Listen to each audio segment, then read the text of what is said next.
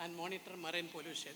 So I am shifting the topic from the terrestrial environment to the aquatic environment, specifically marine environment.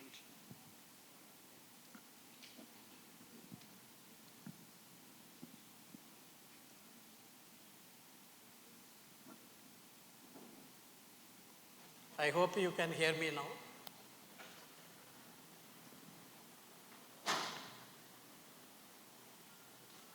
Excuse me. Okay. I hope all of you know the importance of the marine environment. Around 71% of the Earth's surface is covered with the ocean. And half of the oxygen what we breathe, it is produced from the ocean. And around 1/3 of the carbon dioxide produced by human activities are absorbed by ocean. And if you see, around 3 billion people, 3 billion people and support around 600 million livelihood by the protein produced from the ocean, especially those who are eating fish, they get very cheap protein from the ocean. The global ocean economy is around 2.5 trillion annually. In spite of that economic importance, ocean pollution is escalating and coastal ecosystems are degrading. Lot of toxic material produced onshore are getting disposed in the marine environment. This is some example of marine pollution sources. Mostly around 80% of the sources produced coming from onshore. And this is two recent vessel accident happened offshore Kerala coast. During both the accident, lot of fuel oil like diesel, then toxic material fallen into the sea and created lot of hue and cry along the Kerala coast.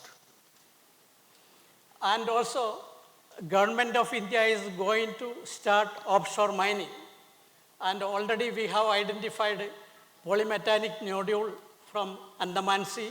We are going to tap construction sand from Kerala coast and lime mud from Gujarat coast. All these offshore mining activities are again going to create lot of environmental degradation in the sea. And coming to the marine pollution, bioaccumulation is the gradual buildup of toxic material in the biological organism like fish, crustaceans, all marine animals. And another major issue is biomagnification of this contaminant. When it go up in the food chain, the magnification of this contaminant increase several fold. And it is going to affect the health of people, those who are eating fish. This is a major issue. And biomagnification, you can see, expose human beings to toxic chemicals, and some of the carcinogenic chemicals are getting accumulated in some of the marine organisms. And how to study the marine pollution? Marine pollution is actually monitored by chemical method. It's a well-accepted chemical method, collecting, analyzing seawater, collecting, analyzing sediment, then collecting and analyzing marine biota like fish, clams, etc. And there are some limitation of chemical monitoring. What are the limitations of chemical monitoring? One typical example, if you see here, one of the pollutants are above the limit. Here you see in the marine environment there will be lot of pollutants. Only one chemical is above the regulatory limit. Coming to the second case, all are below the regulatory limit, but it is now environmentally safe. Here there is a lot of issues. There are number of pollutants more in the second case. Here only one is above the limit. So this kind of confusion happened. The challenging task is how to determine the bioavailable fraction at different conditions. In this kind of situation, we had to monitor the marine organism. Biological monitoring is the term being used for this kind of purpose. Collect living organism and study the bioaccumulation of contaminant in their tissue.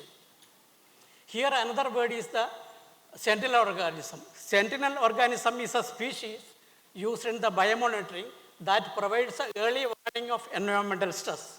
In this illustration, I have just explained sentinel organism, how they are being used in the biomonitoring. Why marine bivalves are ideal sentinel organism? I don't know how many of you are aware of the marine bivalves. People from the coastal states like Kerala, Karnataka, Tamil Nadu, they are all familiar with marine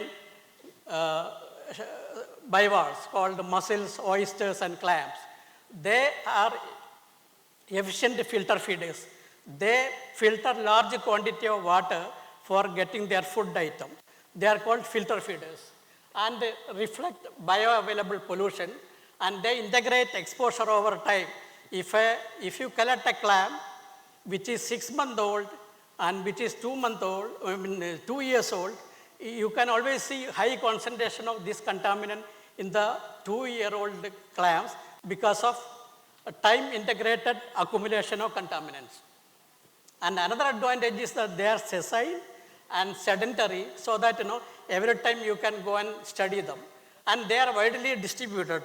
They are distributed all over the coastal conditions, not only in tropical countries but in other cold regions. And ecological and socially relevant. This is a very important seafood species. For example, you see the mussels. This is very widely marketed all along the coastal states. This is a picture of this marine bivalves, taken from the natural environment. And coming to the distribution of a bivalve, a particular bivalve called mussels, they have global distribution. You can see from different species all over the coastal continent. You can see all the continental area. And because of that reason, these mussels are being used for monitoring chemical contaminant, especially for comparison. And many countries, Asian countries, European countries, USA, including India, we collect and analyze this organism to find out the pollution stress. This is some of the publication, the Mussel Watch. First step, it was started in 1975. Again, French Mussel Watch from the different countries, Asian countries, biomonitoring of metals in coastal waters. This is one of my book chapter. And this is the National Status and Trend Program in USA, published in 2025, again based upon Mussel Watch. So this Mussel Watch has been taken up by United Nations, especially IOC, for the global comparison of pollutant levels in different regions.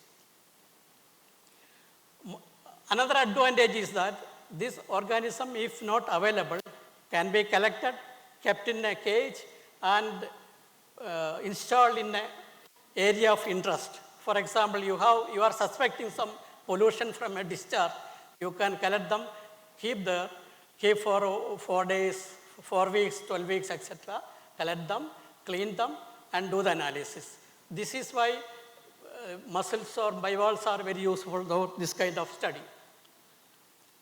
Lot of, again, publication you can see on this using caged mussel for pollution studies.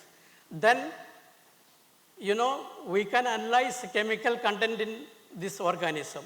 But apart from that, how to know the biological impact? To assess the biological impact, we have to go look for the biomarkers. Biomarkers are nothing but biological response of this organism to any kind of stress, pollutants or any other environmental degradations. Biomarkers are used as an early warning signal, especially in a bigger area. If you suspect some pollution, it is better to study biomarkers. Benefit of biomarker monitoring is it can identify the synergetic effect of different contaminants. One concentration of the chemical may be less, another concentration may be higher. So this kind of biomarker study is very useful. And they give a early warning information regarding the pollution effect. These pollutants, when they come into the marine environment, they go to the animal cell, attack the molecular and cellular level, then it goes to the tissue level, organ level, then the whole animal, and after long time impact, whole ecosystem will be affected. But at this stage, it is difficult we can conduct the monitoring studies, we can conduct it at this stage if you use the biomarkers. So what are the stress biomarkers usually used in marine environmental studies? We can use stress markers based upon oxidative stress, cell damage, then immune response, genotoxicity, etc. Comet assay, tunnel assay, all this kind of test, Actually, this kind of test, biomarkers test, has been taken from medical science and validated in the marine environmental studies.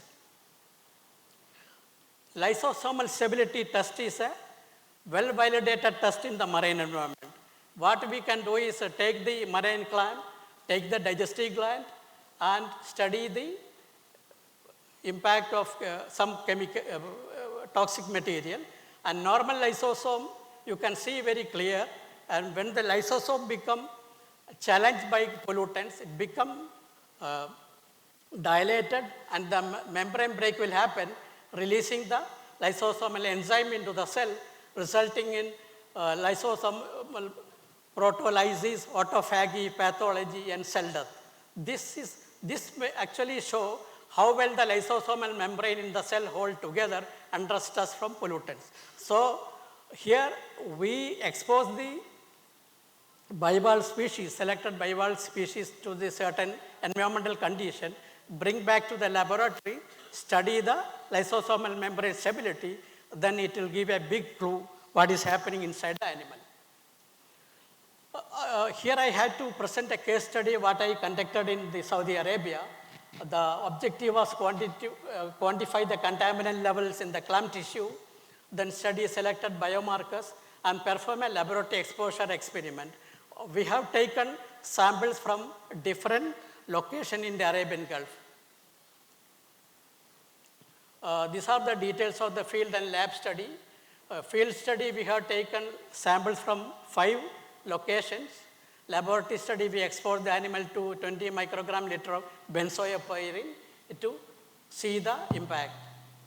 These are some of the methodology you can. So these are the sites, most of these northern sites, Safania, Manifa, Ras Al Khaimah, Abu Ali South, etc., are located in the highly industrialized area. There is a small location called Azizia that is very close to the country called Bahrain, which is not highly polluted, it's a control site. So you can see the purpose of the study, the design of the study is that some of the clam samples are collected from highly polluted environment, other is a control site. So this is the collection of samples from their marine environment and marine exposure study, laboratory study. After taking the digestive gland, they are processed putting in, frozen in using liquid nitrogen, cut into thin slides, put into the slides, then did cytochemical staining and conducted the image analysis technique. That means quantification of changes in the tissue, cellular level. So these are some of the facilities used for the study. And after doing the study, we analyzed some of the metals. Arsenic level in different samples, industrial areas was very high. Again, mercury was very high in clam samples from the industrial area. Actually, if we do the same study with seawater, you may not get such a precise result because these clams, these bivalves, they accumulate all these contaminants for a long time in their tissue. That's why it is easy to estimate their concentration. This work was published later in Sense and Total Environment. And this is the result of the biomarker study we did it. And the clams collected from the industrial area, total PHS, polyaromatic hydrocarbon concentration was very high, You know, the Arabian Gulf is the location where most of the petroleum products are produced. Petroleum transportation, Gulf War, etc. is contaminating the Arabian Gulf. So you can expect always high concentration of hydrocarbon in the Arabian environment. And the same, this is the chemical analysis. Here you can see the cytochemical analysis using PHS antibody. The cell where the accumulation is very clearly shown, and the control site you can see there is no accumulation. Here in the contaminated site you can very clear accumulation. So this is a very good example of using biomarkers for PHS accumulation. And again the lysosomal stability study, the labilization period was very low in highly contaminated site. You can see enlarged lysosome with a lot of enzyme coming into the tissue, and the control site you can see more normal lysosomes. And other different biomarkers like lipofuscin, natural lipids, etc. also you can see elevated lipofuscin and natural lipids, saturated lipid in the contaminated sites. Control site is relatively low. And clam exposed to the benzopyrene in the laboratory, you can see the high accumulation after 96 hours. And in the laboratory exposure study result, again lysosomal stability, you can see very clear-cut changes. That means the laboratory experiment is actually matching with the result what we obtained from the field. Most of this, some of these studies, you know, I have published during my work in conducted in USA in 1990s. And this is some of the Kerala, Karnataka course we conducted this study from using green mussel when I was working in CMFRA. And this is published in Ecotoxicology Journal.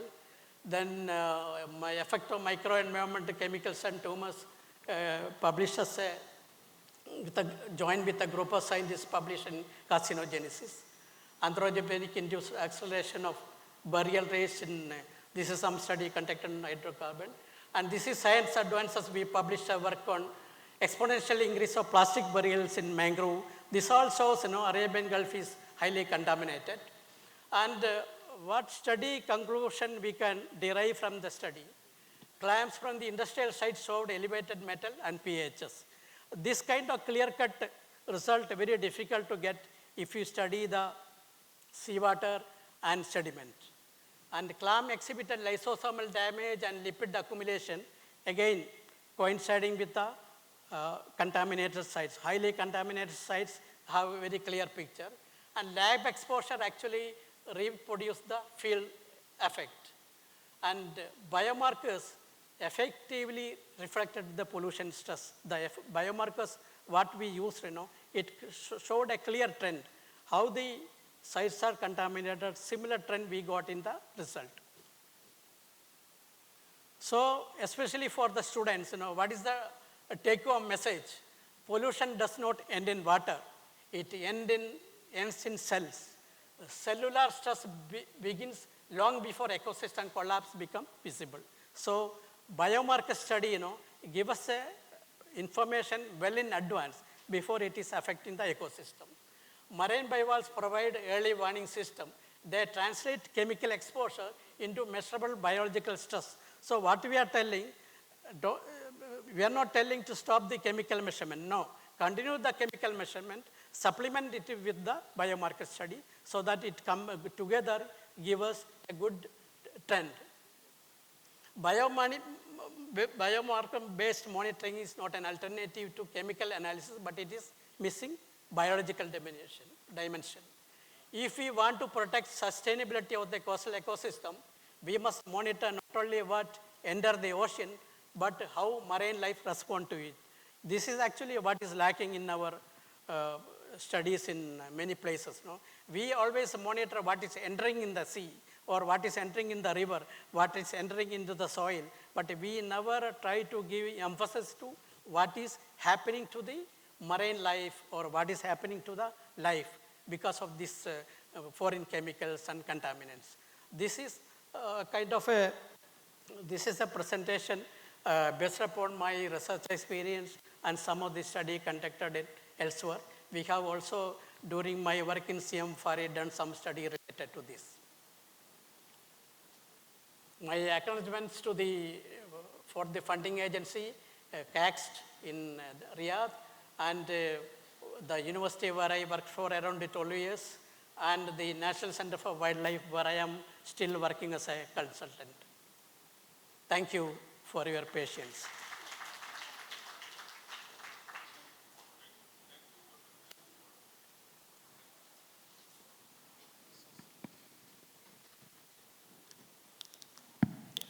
Thank you, Dr. Krishnakumar, for this very time-managing talk, and you did nicely presented your work. But I have seen one, before I pass on to the audience, I have one queries about the standard of arsenic that you showed. Yeah. That is showed in ppm, and it is 40. It's too high, I think. Arsenic limit is in microgram, it's ppb. Yeah, but that is different. Actually, sir, total arsenic is something different. Total arsenic contains organic and inorganic arsenic, right? Yes. And this organic, most of the arsenic what we measure. Can you show your slide? Yeah. That one? Okay. Can you show it?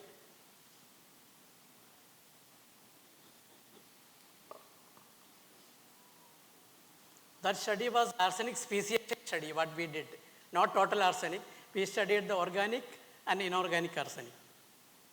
Okay, means you mean that the exchangeable arsenic? Yeah. And the non-exchangeable arsenic, Yeah, yes, or the organic bound arsenic. So the very toxic is this exchangeable. No, not this one. You showed in the first or second, these slides. This slide.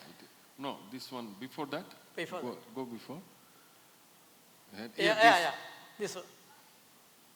The bar diagrams, yes. Yeah, here, right? You have shown that there is that high and low, medium. So it is, you are showing 10 ppm as low?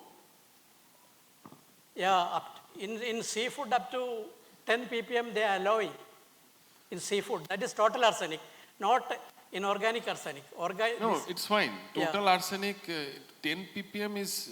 it's allowed. It's allowed. Is it allowed? Allowed, yeah. But in our document, in government document or PNEC, that predicted non-effect concentration is even lower. Yeah. It is in microgram. That is ppm is milligram per liter, microgram per liter, ppb. That is total arsenic or? In water, if arsenic is detected, then it is bioavailable, right? Yeah. Once a metal is soluble, it is bioavailable. Yeah. But in the marine environment, especially seawater. It is. Yeah. Okay. Thank you. What about mercury matching with your observation? Mercury is fine. Yeah, okay. Mercury is fine. Yeah. Thank you. Audience, any question, please?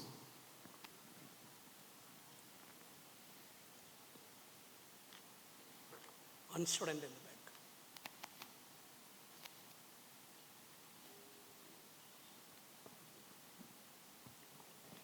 Thank you for the presentation, sir.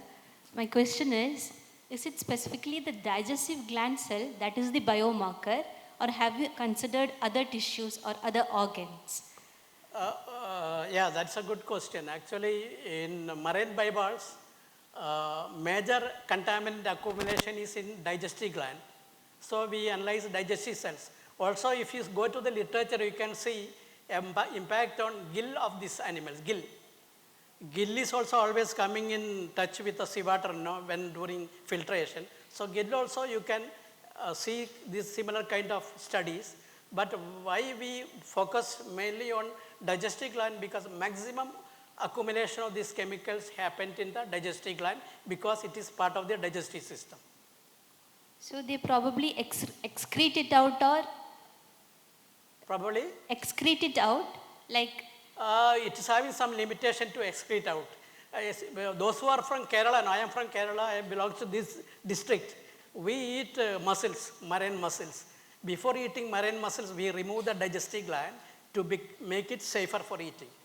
If you see, entire Kerala coast, from Tallicherry, Mahi, Calicut, Kasaragod, up to certain areas in Mangalore, this is called Kallumakkai or green mussel, whatever it is. and it is safe if you remove the digestive gland to eat. Because, especially during the rainy season, if you use bivalves or especially mussels, there is a chance of getting dysentery or some digestive problem related issues. Thank you, sir.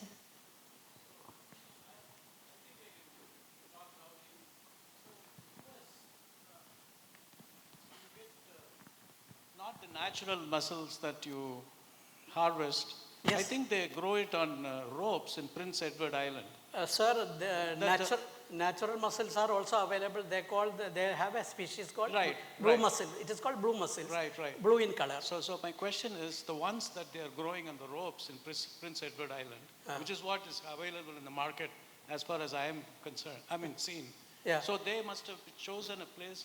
The reason I'm asking you is I'm scared, to eat this mussel. So they put it in an area which doesn't have contaminants, right? Okay. To grow please keep the mic closer, sir. Yeah, so they grow the mussels in an areas of the ocean which is relatively clean, is all I'm asking. Yeah. The Prince Edward Actually, Island. these mussels, they can be grown on attached to ropes. For example, in Kerala coast or Karnataka coast, lot of people do mussel farming, mussel culture by taking small seeds of the mussels attached to the coir ropes hanging in the sea, so that it's a kind of additional income for them, local fishermen. That will be cleaner, correct. Yeah. I got the point what you raised. The mussels grown in the farm is cleaner than mussel collected from the nature, because we don't know, especially in Europe and America, they won't prefer much natural grown mussels. They always prefer farmed mussels. Yeah. Yes. Any more question? Thank you.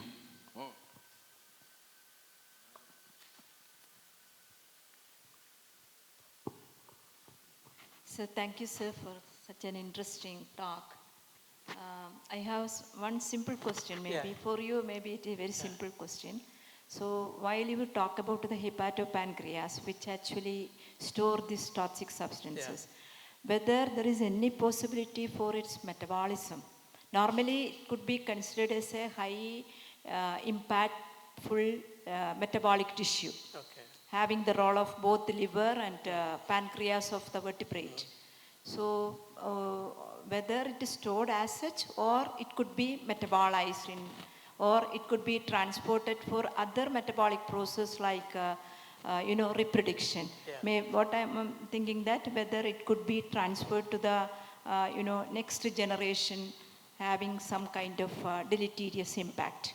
It's a very interesting question, because detoxification of the pollutants or contaminants in the animal tissue is the big topic, and a lot of study has been conducted in bivalves, how the contaminants accumulated in the digestive gland, how it is changing over the time period, and what they found that these invertebrates like mussels, oysters, all these animals, they have a limited capability for detoxification or metabolizing the pollutants. But most of the fishes, they have cytochrome P450 enzyme, which is helping them even to metabolize petroleum hydrocarbons. So this study has been conducted in this field, a lot of this thing. But actually, I am not very much into that subject. Why? What I am doing is I am taking this as a tool for the laboratory purpose, not the environmental monitoring purpose, like lysosomal stability, then all these kind of things. So I think the academic institution like yours, you can look into more into this and develop a lot of tools.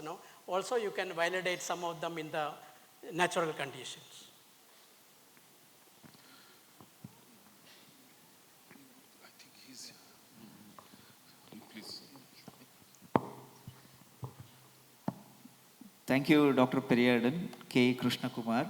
Sorry that in the beginning we couldn't read his CV because of the technical issue. So with your permission, we are reading your CV. So basically, Dr. Periyadan K. Krishnakumar is consultant, National Center for Wildlife, Ministry of Environment, Water and Agriculture, Riyadh, Saudi Arabia.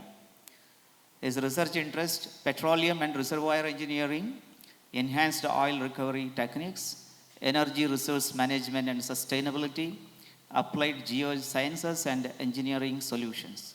And he got his PhD degree, doctorate from King Fahd University of Petroleum and Minerals, and recognized for his contribution in petroleum engineering and applied energy sciences. And his publications mainly focus, already he has shown your publications, all are fantastic publications. Thank you, sir, for coming over here and sharing your, valuable insights. Thank you. So, thank you. Thank you, sir, for the insightful talk. Now I call upon Dr. Sundar Bhattacharya to present the memento as a token of our appreciation.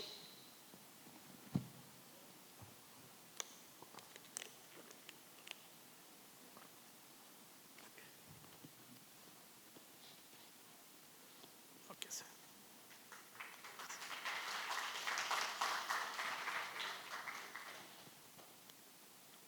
Okay, thank you.